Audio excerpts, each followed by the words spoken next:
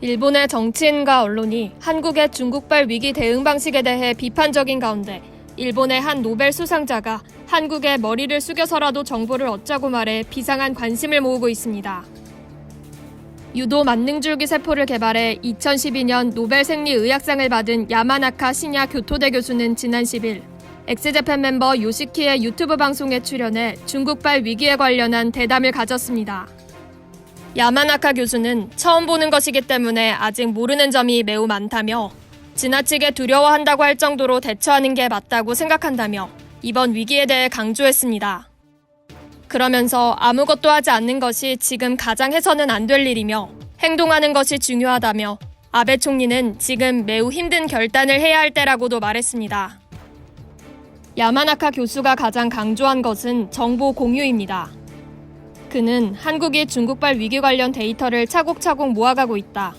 정말 한국의 머리를 숙여서라도 관련 정보를 받을 수 있도록 부탁하자고 말했습니다.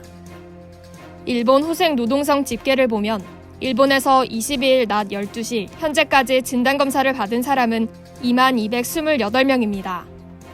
반면 한국에서 22일까지 33만 명 넘게 검사를 받았습니다.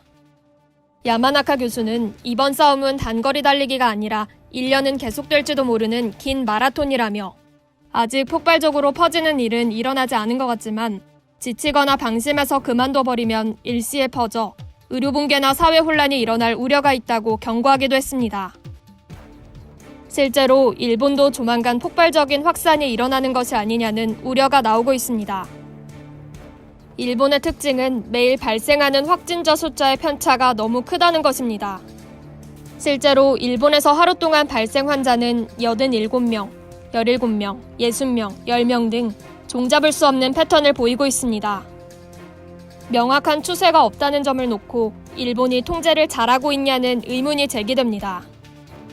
실제로 환자 수가 급증하다가 정점을 찍고 하락하는 한국, 중국, 정점을 향하는 이탈리아, 최근 막 급증하는 미국 등 주요 국가들은 대부분 일관적인 추세를 보입니다. 반면 일본같이 들쑥날쑥한 패턴은 매우 이례적이라는 평가입니다. 이에 대해 일본에서 이루어지는 검사 수가 실제 필요한 수준보다 적기 때문이라는 분석이 나옵니다.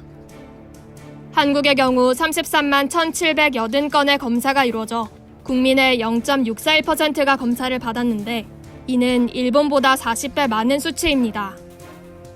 일각에선 오는 7월 도쿄올림픽을 앞둔 일본 정부가 감염자 수를 낮게 유지하기 위해 검사를 적게 하고 있는 것이 아니냐는 의혹도 나옵니다. 해외에서도 이를 우려하고 있습니다. 세계보건기구 보건정책실장을 지낸 시부야 겐지 킹즈 칼리지 런던 교수는 지난 19일 블룸버그 통신과의 인터뷰에서 일본이 감염 사례가 폭발적으로 드러날 상황을 눈앞에 두고 있다고 말했습니다. 조만간 일본 정부가 위기 확산에 대처하기 위해 비상사태를 선포할 가능성도 제기됩니다. 지난 13일 일본 국회에선 적용 대상에 이번 위기사항이 추가된 특별조치법이 가결됐습니다. 이상 여의도튜브였습니다.